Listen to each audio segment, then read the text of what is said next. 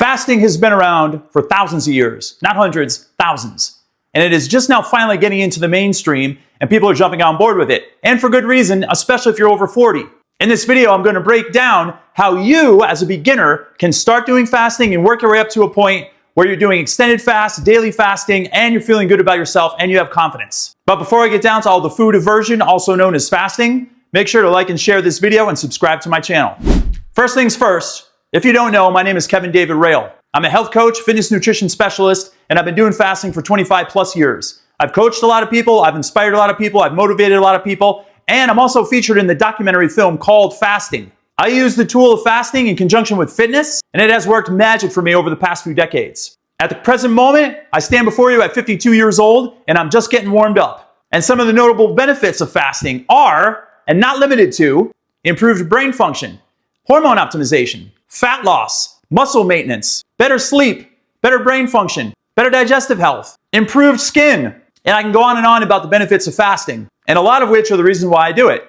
But mainly, it's for the longevity aspect. When you get to a certain point of fasting, 24 to 48 hours, your body starts going into autophagy. This is where old, damaged zombie cells called senescent cells start to get utilized for energy. Your body's not stupid, it's an intelligent organism. These cells are what cause inflammation and all these battery of conditions that happen, especially as you get up over 40 years old. So fasting helps with longevity. And for me, that is a huge motivator. In the big picture, you don't just go from no fasting at all to 60 to 72 hours of fasting. You want to start small and grow tall. That's what I always tell people. And this is what I would suggest you do. Start with simply 12 hours of fasting every single day. Eat 3 meals with no snacks in between and try to cut off your eating window at about 6 p.m., 7 p.m. at the absolute latest. And you may already do something like that, and that's totally fine, but it's a good starting point. And if you're doing 12 hours of fasting a day, you are scratching the surface of benefits already. But you should aspire to go longer. And that's our next step. When you're able to do 12 hours easily, add an hour to your fasting window. So go 13 hours. Do this for about 2 or 3 weeks. Get used to that, and then go to 14 hours. And while you're doing these smaller fasts, still eat 3 meals a day and try to finish as early as you can in the afternoon or early evening. Then work your way up to 15 hours, and then when you get to 16 hours, cut your meal intake down to 2 meals. I call this TUMAD, or 2 meals a day. Now you have a little bit more leverage on where you can shift those meals. I highly suggest you eat at like 10 o'clock and say 3 or 4 in the afternoon. And always try to focus on early time restricted eating. That's when the most benefits hit. That's when you're really going to be able to amp up weight loss for one thing. And also, based on your circadian rhythms, your organs function differently in the afternoon than they do in the evening. And if you shift your eating window to earlier in the day, you're going to experience a lot more benefits with fasting. So this would be called a 16-8 protocol, where you're fasting for 16 hours and you're eating in an 8-hour window. You can also go as far as 18 hours and 6-hour eating window. But my suggestion is to definitely do it as early as you can in the day. And stick to the 2 meals and don't eat throughout that whole eating window. That's a big mistake a lot of people make. You're still spiking your blood sugar and increasing your insulin levels for a longer period of time than you want to. You should get a spike and then a drop and then a spike and a drop later, and that's it.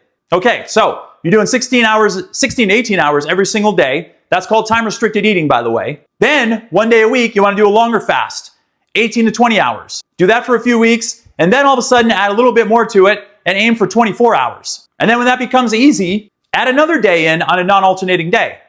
And then start back at 18 hours, or go 20 hours, or go 24 hours. Then when you're able to do 16 to 18 hours every day and do 2 OMAD days, and by the way, OMAD stands for 1 meal a day, and that's what you'll be doing on those 2 longer fasting days. Once you're able to do that for several weeks in a row or a month in a row, you're ready to move on.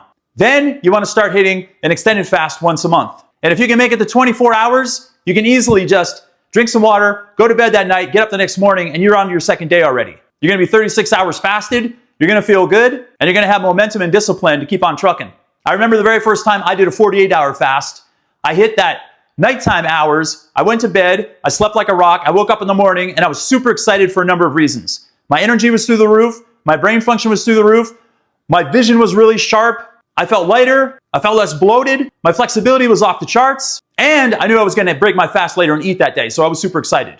But it was at that point that I recognized all the benefits of fasting, and I knew I wanted to do it forever and for life. And up to that point, I had been working out in a fasted state for literally decades, but it was then that I realized I wanted to use this as a regular tool for longevity.